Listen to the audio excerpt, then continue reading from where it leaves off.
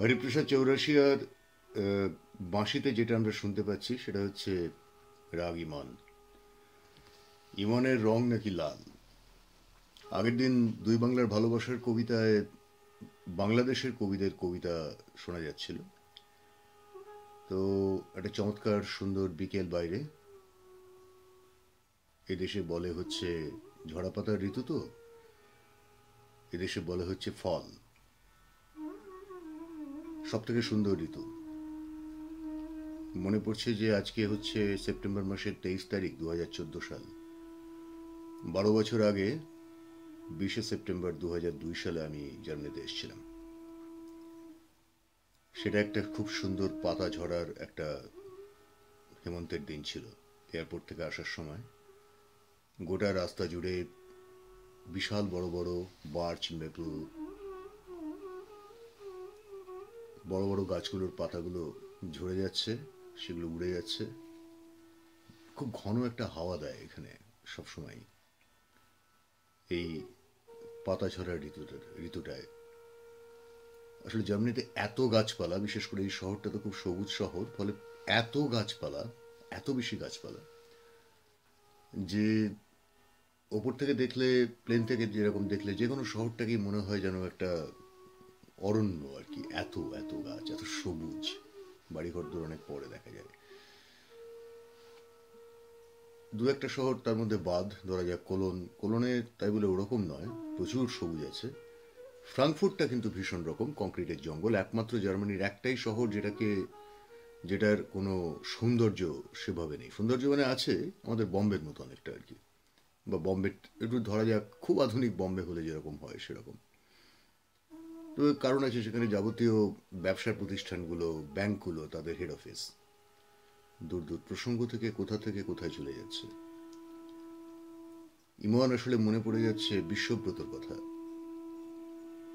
পণ্ডিত তারাপদ চক্রবর্তীর নাতি বিশ্বব্রত আমার এই ফ্ল্যাটেই একবার, সেটা ছিল বসন্তকাল অবশ্য, বিশ্বব্রত এক সন্ধ্যাবেলায় সেতার বাজালো, মাপ করবেন। তো সঙ্গভঙ্গ সহ এলো, আমরা মিউজিক সিস্টেমের ব্যবস্থা করেছিলাম, মানে মাইক্রোফোন ইত্যাদি। তো এসে বলল যে সুপ্রিয়, আমাকে ডেকে নিয়ে গেল ব্যালকনিতে। সুপ্রিয়, একটা কথা জিজ্ঞেস করি, আমার একটা তুমি কি ভেবেছো আমি কি বাজাবো আজকে সন্ধ্যাবেলায়? অনেকে এসেছেন দেখতে, মানে শুনতে আর কি। বসার ঘরটাতে আমার খুব বড় একটা বসার ঘর, প্রায় ছোটখাটো ফুটবল মাঠের মতো। তার একদিকে দেয়ালটা, পূব দিকের দেয়ালটা পুরোটাই কাঁচ। সুন্দর একটা ব্যাপার আছে। তাই আমি বললাম যে আমার খুব শুনতে ইচ্ছে করছে, যেটা সেটা তোমাকে বলি। তো বিশ্বব্রত বললো যে হ্যাঁ, বলো। ও কোলনে তখন থাকতো। এখানে ছাত্র, মানে বেশ কিছু ছাত্রছাত্রী আছে এখানে, বাজাতেও আসে, ফিউশন করে, কনসার্ট করে। তো তাহলে আমার ইমন শুনতে ইচ্ছে করছে বলে আমি গোটা রাস্তা, আমি আসলে ভেবেছিলাম জয়জয়ন্তী বাজাবো। গোটা রাস্তা গাড়িতে আস্তে আস্তে ভেবেছি, ড্রাইভ করতে করতে, যে না, আমার মনের মধ্যে কেন যেন একটা লাল রং ফুটে উঠছে। তো আমি তখন ভেবে দেখলাম যে এই লাল রংটা আসছে কোথা থেকে। এই লাল রংটা আসছে ভালোবাসা থেকে। ভালোবাসা, রাগ তো ইমন।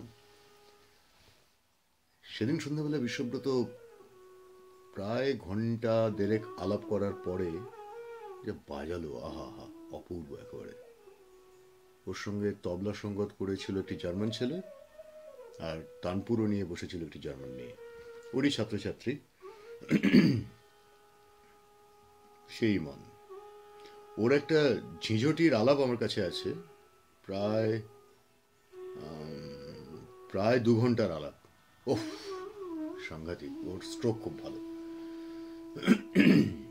দুই বাংলার ভালোবাসার কবিতার কি চোখে পড়ছে সেটা দেখতে হবে।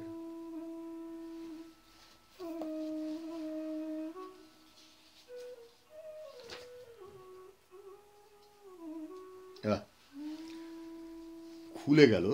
বিখ্যাত কবি বলে নয়, খুলে গেল জয় গোস্বামী। জয় গোস্বামী কবিতার একটা ব্যাপার হচ্ছে যে কোথাও যেন একটা গ্রহণযোগ্যতা থাকে। যাই লিখুক না কেন, এলেবেলে কোনোদিন লেখেনি, মানে একদম খাঁটি কবি হলে যেটা হয়, এখন কি লিখছেন আমি জানি না, কারণ আমি জয়দার বহুকাল লেখা পত্র পড়ি না, দেখতে পাই না। এই তৃণমূলে যোগ দেওয়ার পরে, নেতা হওয়ার পরে আর না। শুভ আগুন শুভ ছাই।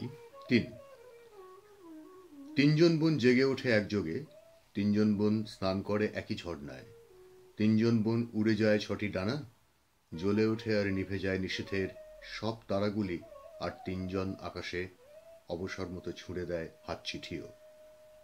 ওরা 3 বোন 3 রাত জেগে তৃতীয়, রাত্রির শেষ মুহূর্তে ক্রোড় চোখে আকাশে তাকালো তারার গাছের শাখাসে, আঘাতে কাঁপতে একটি যুবক, জোর নেই, শরীরে কি মনে খসে পড়ে গেল শূন্যের গোল শিশিতে। ওমা দেখ দেখ, কি বোকা, চোখ নেই বুঝি, কানা।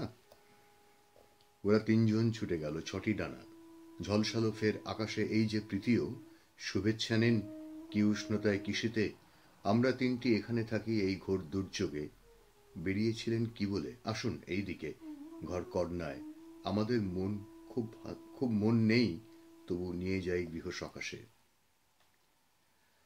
আমারও সব গৃহটিহ নেই, তবুও গৃহের শখ আসে কখনো কখনো, ছেলেটি ভেবেছে। আর দূর থেকে কারা নাম ধরে ডাক দিল, প্রিয় প্রিয়তম ওড়নায়, ওঠো না গো তুমি, রাঙা ও কুমারী সিঁথিমোর।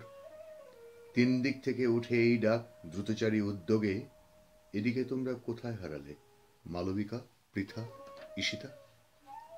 শূন্যতা প্রায় শেষ হয়ে আসা নিশীথে, শূন্যতা শুধু জেগে আছে, আর ছেলেটি এমন বোকাসে, বোকা তাহলেও সুন্দর, যেন গৌতম বুদ্ধকে দেখছি এখন চারদিকে, কোনো সার নেই, কোনো সারা না। এরই মাঝখানে পাহাড়িয়া লোকগীতিও মাথা রেখে বেশ ঘুমিয়ে রয়েছে পাহাড়ের নিচে পর্ণে। ওরা 3 জন, ওদের এখনো ঘর নেই। ওরা 3 বোন কখনো কখনো ঝিঁচিতে রূপান্তরিত হয়ে যায়, আর মাঝে মাঝে হাত চিঠিও ছুঁড়ে দেয় যদি আবার একটি লোক আসে। একদিন ওরা ছেলেটাকে পায়, বলে, এই দেহ কার আনা, আমরা কি, হায় আমরা মেরেছি সুন্দর মুগ্ধকে। খুব গভীর কবিতা, খুব খুব খুব গভীর কবিতা।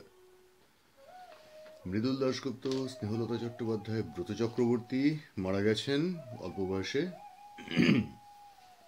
এটা আমার প্রিয় কবিতা। ভালোবাসা পোড়ায় পড়ে, ব্রত চক্রবর্তী।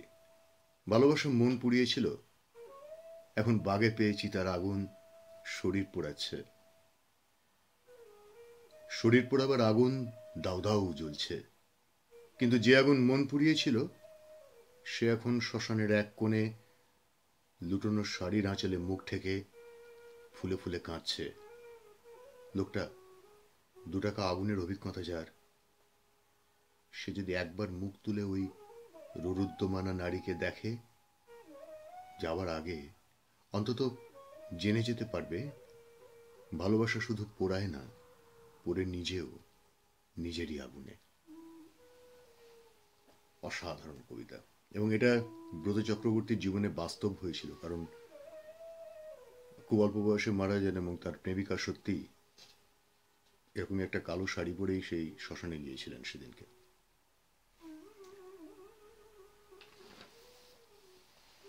সুবোধ সরকার ঘটনাচক্রে আমার বিশিষ্ট বন্ধু, দাদা, বহু কিছু আমরা একসঙ্গে করেছি। এখন তিনি ডিগবাজি খেয়েছেন, তা হোক, কিন্তু কিছু ভালো কবিতা তো এককালে লিখেছে সুবোধদা, তাই না? এই যেমন ফেনায় পুড়েছি আমি, এই 2 বাংলার ভালোবাসার কবিতা, এই বইটিতে, যেটা শামসুর রহমান আর সুনীল গঙ্গোপাধ্যায় সম্পাদিত, বাংলাদেশের এবং ভারতের মানে পশ্চিমবঙ্গের কবিদের সংকলন, কবিতার সংকলন, সেখানে সুবোধদা লিখছে। এটাও আমার খুব প্রিয় কবিতা, কারণ এই বইটা কিন্তু 1988 সালে প্রকাশিত, তখন ছাত্র আমি ফিরে আসি শেষ রাতে, ঠিক জানি না ফিরেছি কিনা, রাগে দপদপ করে শিরা, পায়ে কোনো জোর পাচ্ছি না, হাত ময়লা করেছি আমি, হাত নোংরা করেছি আমি, আর নামবো না নিচে ভাবি, তবু মদের গেলাসে নামি, এক গেলাসে 2 জন নামি, বড় গেলাসে 2 জন নামি, ওই গেলাস মানে সমাজ, যার ফেনায় পুড়েছি আমি। কেন মরতে গিয়েছিলাম, কেন ডুবতে গিয়েছিলাম, ফিরে এসেছি তোমার কাছে, এত কীট আছে পৃথিবীতে, এত কেঁচো আছে পায়ে পায়ে, যদি সাবধান করে দিতে, যদি একটু ধরিয়ে দিতে, এত কাদা লাগতো না গায়ে। বিষ পেরেকের মতো ঘৃণা, এসব বলবো না, পারছি না। এই পরবাস অপমান, এর ভেতরেই কবিগান। ভালো কবিতা, খুব খুব তীক্ষ্ণ কবিতা। সুভদ্রার এটা একটা গুণ, খুব তীক্ষ্ণ কবিতা লিখতে পারে। অনেক সময় মনে হয় যে স্লোগান ধর্মী লেখা, কিন্তু না, তীক্ষ্ণ কবিতা এবং খুব সমাজ সচেতন, বিশ্ব সচেতন একজন কবি। কেন যে রাজনীতি ফাজনীতিতে যায় এরা, গেঁজে যাবে না? এখানে সুনীল গঙ্গোপাধ্যায়ের কি কবিতা ছিল আমার এখন মনে পড়ছে না, শ্যামলকান্তি দাসের একখানা কবিতা ছিল, সেটা কিন্তু দারুণ দারুণ কবিতা। আজ টুকটুকির বিয়ে। আইবুড়ো ভাত খেতে সেদিন টুকটুকি আমাদের বাড়ি এসেছিল। খাওয়া দাওয়ার পর এঁটো থালায় করে আঙুল দিয়ে টুকটুকি মানুষের মুখ আঁকছিল। মুখ আঁকতে আঁকতে নৌকো, নৌকো আঁকতে আঁকতে মাছ, মাছ আঁকতে আঁকতে পতঙ্গ, কিন্তু কোনো ছবি তার ঠিকমতো পছন্দ হচ্ছিল না। আসলে এরকম অনেকগুলো অপছন্দের সঙ্গেই আজ টুকটুকির বিয়ে। টুকটুকির বর বেশ ভালো লোক।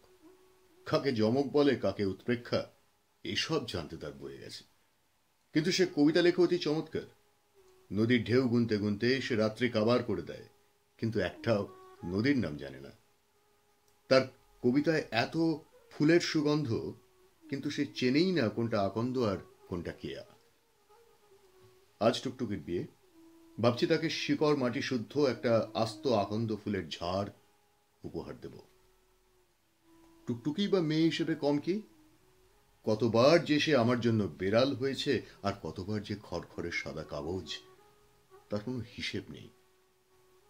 মনে পড়ে সে শুধু জ্যোৎস্নার ভাষা বুঝত, আমি তার হাত ধরে অন্ধকার চিনতে শিখিয়েছিলাম। আজ টুকটুকির বিয়ে। ভাবছি আমার সমস্ত শরীর আজ তাকে উপহার দেব। সে হাত বাড়াবে কিনা তা আমি জানি না। শ্যামলকান্তি দাস খুব সংবেদনশীল কবি, সত্যি।